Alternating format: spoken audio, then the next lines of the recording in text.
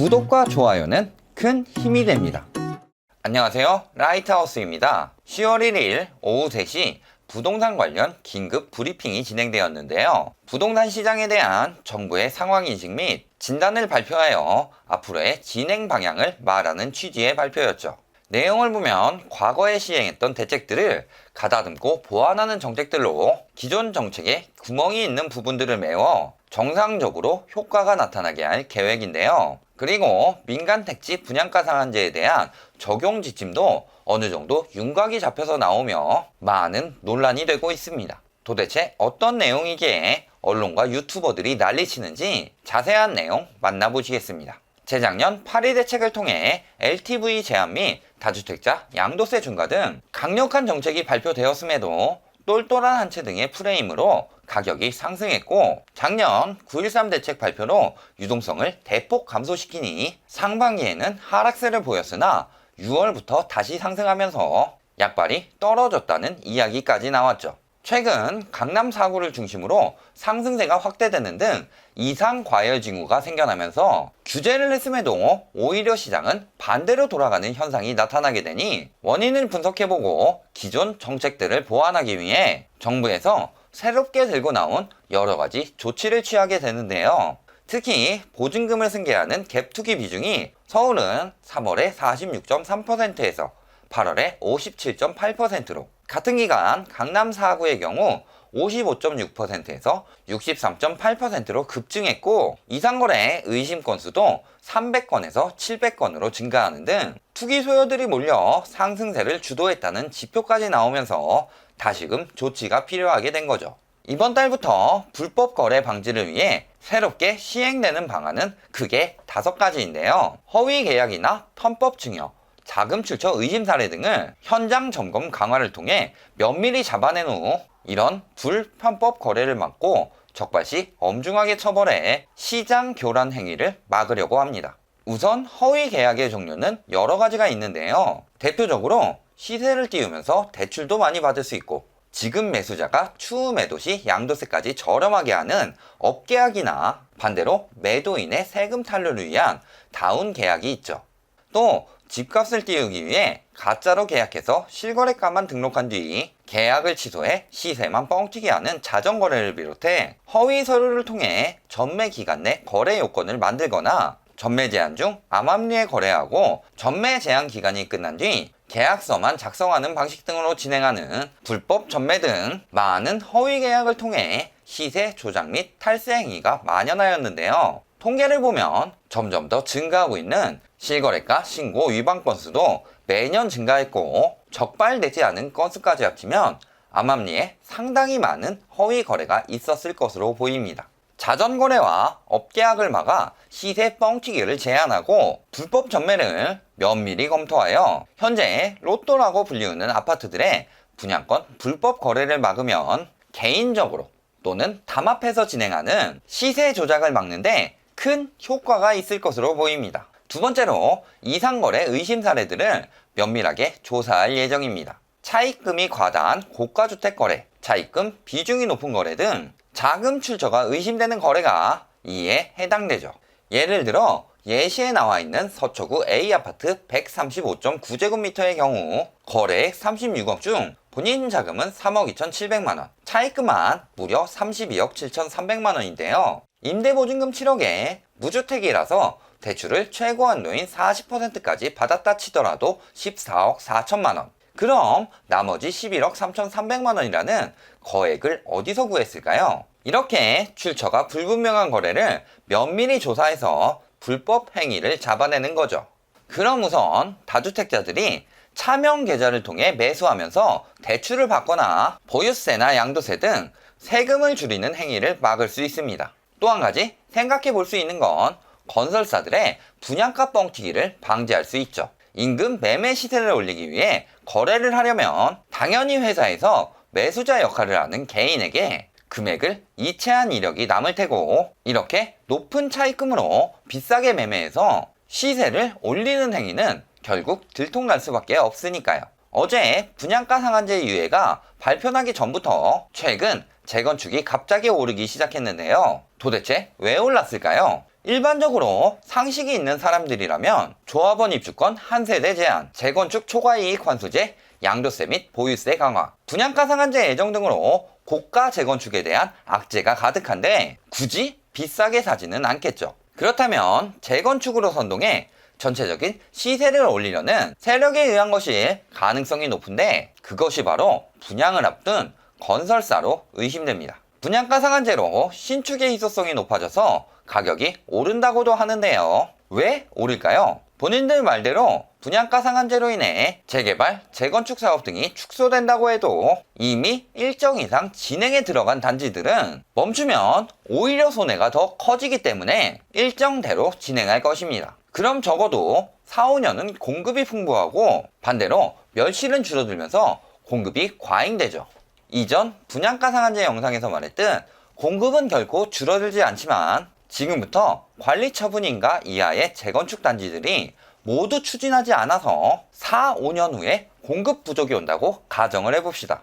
그럼 4, 5년 후에는 지금 신축 아파트라고 산 물건들은 더 이상 신축이 아니죠. 그리고 신축 공급은 끊임없이 나오고 있는데 그때는 준신축이 되는 지금 신축이 희소하다고 가격이 오른다는 소리는 어불성설입니다. 이런 되도 않는 소리에도 지금 신축 아파트 가격이 오르기 시작하는데 도대체 왜일까요? 역시 아직 분양이 많이 남아있으니 건설사에서 우선 거래해서 가격을 높여놓고 건설사와 의형제를 맺은 언론들이 앞다투어 기사로 다루면서 사람들의 매수를 유도해 시세를 올렸을 가능성이 높다고 생각합니다. 즉 시세를 주도하는 재건축 신축 아파트의 상승세의 계기가 되는 건설사들의 매매가 띄우기를 자금 출처까지 면밀하게 조사해 막는다면 이런 비정상적인 상승세가 나타나는 경우가 많이 줄어들 것으로 보입니다. 세 번째는 편법 증여에 대한 제한입니다. 현재 미성년자들이 증여받은 부동산은 무려 1조를 넘어서게 되었는데요. 그리고 이는 세원으로 파악한 금액으로 암암리에 편법 증여된 액수는 제외된 것이기 때문에 실질적으로 더 많은 부동산이 미성년자에게 증여되었겠죠. 또 자녀와 공동취득을 통해 세금을 줄이는 방법도 자행되는 등 미성년자의 부동산 자산이 점점 늘어나고 있습니다. 이 미성년자들이 직접 벌어서 부동산 투기까지 하는 경우는 거의 없다고 보며 대부분이 부모 등 윗세대의 세금을 분산하기 위해서 편법으로 증여되었을 가능성이 높죠. 이렇게 편법 증여를 통해 다주택자는 주택수를 줄이고 임대사업자는 소득원을 분산해 임대소득세 구간을 낮추는 등 갖가지 방법을 통해 탈세 행위를 하는데요. 그리고 이렇게 탈세를 통해 자금이 확보되니 거래가 메말라도 가격 담합을 하면서 버틸 수 있는 여력이 생기는 거죠. 그러니 이런 탈세 행위부터 때려잡으면 점점 더 상승하고 있는 보유세의 효과가 더 빠르고 강력하게 나타날 것입니다. 네 번째로 매매사업자의 LTV를 임대사업자와 동일하게 적용하기로 합니다. 이전 강남 3구 상승세 영상에서 말했듯 8.2 대책, 9.13 대책으로 막아놓은 대출 규제로 인해 거래 절벽이 찾아오자 강남의 부동산들은 자금이 안 되는 사람들에게 80%의 주택담보대출이 나오는 매매사업자를 권하면서 자금이 부족한 사람들에게 추천하기 시작합니다. 강남의 경우 무조건 오른다고 생각하는 사람이 많기 때문에 그들의 말에 넘어가 사업자가 아니면서도 매매사업자로 등록하면서 풍부한 대출로 투기 여력이 만들어지니 거래가 늘기 시작했죠. 그런데 이제 그 방법을 사용할 수 없으니 대출 규제를 편법으로 피해갈 수 없게 됩니다. 그럼 당연히 투기 수요는 줄어들 수밖에 없겠죠. 마지막으로 고가 1주택자 전세 대출을 강화하는 등의 대출 규제 보완책입니다. 집을 사기 위해 또는 입주 시기에 잔금을 마련하기 위해 허위 전입자로 전세자금 대출을 받거나 고가 1주택자끼리 전세 스와핑을 하는 등 편법으로 전세자금 대출을 받는 방법이 있는데요. 다주택자라 대출이 안 나오거나 예전 LTV 70%로 계획해서 분양받았으나 주택자금 대출이 부족한 사람들이 불법적으로 대출자금을 융통하여 부족한 자금을 메우는 방법이죠. 이를 엄밀하게 강화하니 전세자금 대출로 매매자금을 채우는 방법을 더 이상 사용할 수 없게 되죠.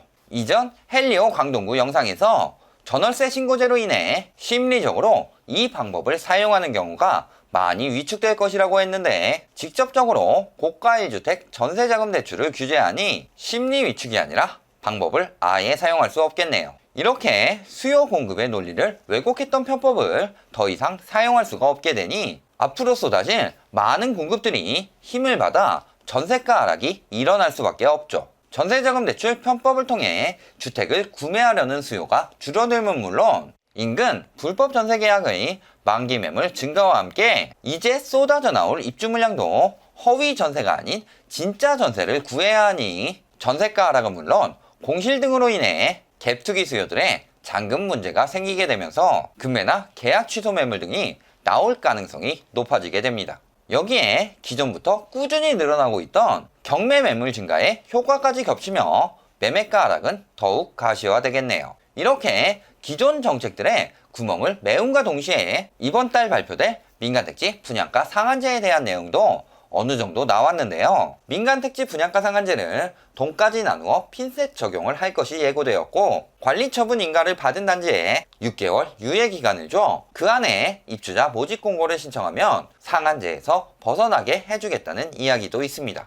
우선 핀셋 규제를 통해 동별 적용을 하면서 몇몇 개 동만 투기 수요가 몰리며 상승세를 주도했던 지역을 규제할 때 거품이 끼지 않은 나머지 동의 피해를 줄일 수 있는데요. 어차피 전부 다 적용할 필요 없이 투기 수요가 몰렸던 아니면 지금 몰리고 있는 지역만 찍어서 적용하면 인근 하급지대까지 같이 영향을 받을 수밖에 없습니다. 예를 들어 강남의 상한제가 적용돼서 평당 3천만 원대 중반으로 분양되는데 강동이나 동작에서 똑같이 평당 3천만 원대 중반으로 분양하면 경쟁력이 떨어지는 것처럼 말이죠. 게다가 관리처분인가 이후 착공까지 약 1.4년 걸리고 분양은 일반적으로 착공 이후에 진행하기 때문에 현재 분양 계획이 가시권에 들어온 단지들이 급작스럽게 피해를 입는 것만 막을 뿐 관리처분 인가만 받아놓고 눈치만 보던 단지들이 모두 기간 내에 밀어내기 분양을 할 수 있을 것이라고 생각하진 않습니다. 그리고 허그에서 시행하는 고분양가 관리는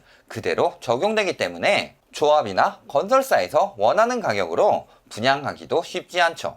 고가로 분양하기 위해 건설사들이 인근 시세 상승을 유도하는 것을 자금 출처 조사를 강화해 할 수 없게 만드니 비로소 6월에 시행했던 고분양가 관리가 힘을 받게 될 것입니다. 즉 건설사의 매매가 뻥튀기 제한, 고분양가 관리, 민간택지 분양가 상한제로 단계적 계단식 하락을 계획하겠다는 것이죠. 이렇게 매매가처럼 분양가도 단계적 하락을 유도해 조합원들의 부담을 줄여 무리하게 대출받은 사람들이 파산하지 않고 대출을 차츰 갚아나갈 수 있도록 진행하여 부동산 가격 연착륙을 하려는 의도로 보입니다. 이렇게 불법 편법 거래 방지책 및 자금 출처 조사를 통해 시세 조작을 막고 대출 규제까지 강화해 투기 수요를 억제하는 등 실질적으로 규제가 강화되었음에도 이런 여러 가지 정책은 무시한 채 민간택지 분양가 상한제가 유예되는 것 하나만 가지고 부처 간 이견이 있어 삐걱댄다고 하질 않나. 결국 집값 상승을 부추길 것이라고 하질 않나.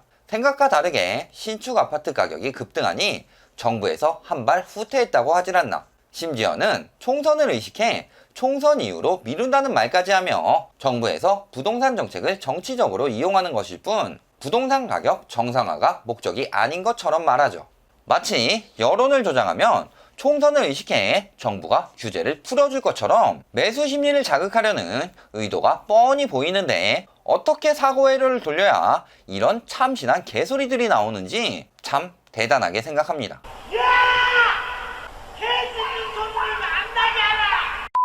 이렇게 앞뒤 맞춰서 장기적으로 분석을 해줘도 맨날 똑같은 이야기로 하는 반박들이 있습니다. 전부터 떨어진다고 하는데 지금은 오르고 있는데요. 상반기에 떨어진 것은 생각도 안 나나 봅니다. 그리고 부동산은 황금성이 떨어지기 때문에 상승세라 수요가 몰릴 경우 지표가 바로 나타나고 반대로 하락세라 거래 절벽이 올 경우는 지표가 천천히 나타나죠. 게다가 민간택지 분양가 상한제가 안정적으로 진행되면 4년간 서울 집값이 11%포인트 하락할 것이라는 장기적 전망까지 나왔음에도 지금 눈앞의 현상만 보고 판단하는 단순한 논리는 지식이 부족하거나 아니면 어떻게든 꼬투리 잡으려고 하는 것으로밖에 안 보이네요. 또 정부 대변인이냐고도 하는데, 아니 앞으로 부동산 시장에 일어날 일들이 뻔히 보이는데 어떡할까요 그럼? 그들은 단기적으로 분석하기 때문에, 그리고 어떻게든 매수 심리를 만들려는 편향된 거짓 분석을 하기 때문에 논리에 오류가 생기게 되는 것이며, 진실을 말하니 논리적으로 나오는 분석도 어떻게든 부정하려고 정부 대변인이니 하며 정치적으로 몰고 가려고 하는 이유는 과거 지역감정 부추겨서 투표하던 시대에 뒤처진 관념으로 이야기하는 것과 같죠. 결론을 말씀드리겠습니다. 8.2 대책, 9.13 대책이 강력하게 들어감에도 갖은 편법으로 자금을 확보해 어떻게든 투기했으나, 이제 차익분과 그 출처조사, 매매사업자 대출규제, 고가 1주택 전세자금 대출 제한 등 그간 이들이 사용했던 대부분의 편법이 앞뒤로 꽉 막히게 된 상황입니다. 그러니 다른 정책들은 가벼운 것처럼 흘리면서 분양가 상한제만 물고 늘어지는데요. 여태까지 분양가 상한제 때문에 전세가 오른다느니, 또 공급 부족으로 신축 아파트의 상승세를 유도해 전반적으로 매매가를 올린다는 등 본인들 주장으로는 분양가 상한제가 역대 최고의 부동산 완화 정책인 것 같은데, 그럼 분양가 상한제가 유예되었으니 집값이 하락해야 되는 것 아닌가요? 이렇게 앞뒤가 안 맞는 논리를 가지고 또 이번 브리핑에 대해 되도 않는 호도들을 하고 있는데, 항상 거짓을 말하는 측의 논리는 모순이 있기 마련이죠. 이전 강남 상승세 영상에서 분양가 상한제 등 새로운 규제를 하는 것보다 기존 정책들을 빠져나갈 구멍 없이 보완하여 메우는 것이 훨씬 더 중요하다고 이야기했습니다. 기존 대책의 대출부터 확실히 막아 투기 수요를 줄여야 하락세가 나타나고, 그 다음에 공급가에 영향을 주는 분양가 상한제를 진행해야 집값 정상화가 가속화되기 때문입니다. 그러니 효과가 확실하도록 대량 공급을 앞둔 지금 시점에서 발표하는 거죠. 현재 갖은 편법으로 인해 부동산 시장이 왜곡되면서 민간 택지 분양가 상한제가 시작되기도 전에 비정상적인 청약 과열 현상으로 가점 높은 사람들이 이미 청약 통장을 많이 쓰고 있습니다. 유예 기간 동안 이런 청약 과열 현상이 이어지게 된다면 상한제 시행 후에 중간 정도의 청약 가점을 가지고 있는 사람들의 청약 당첨 확률이 높아지겠네요. 명심하셔야 할 건 분양가 상한제가 시행되었다가 취소된 것이 아니라 유예 기간을 주겠다는 것뿐인데, 마치 완화 정책을 하는 것 같은 호도가 많다는 점입니다. 기존 규제 강화와 분양가 상한제가 동시에 진행되면 연착륙이 아닌 추락하는 일들이 벌어질 수 있으니 지금은 속도를 조절할 뿐인데 말이죠. 이걸 왜곡 해석, 정치적 해석 등으로 몰고 가서 본질을 흐리는 호도들에 넘어가지 마시고, 정책이 안정적으로 그리고 단계적으로 차근차근 진행되고 있다는 점을 꼭 명심하셔서 장기적으로 보시기 바랍니다.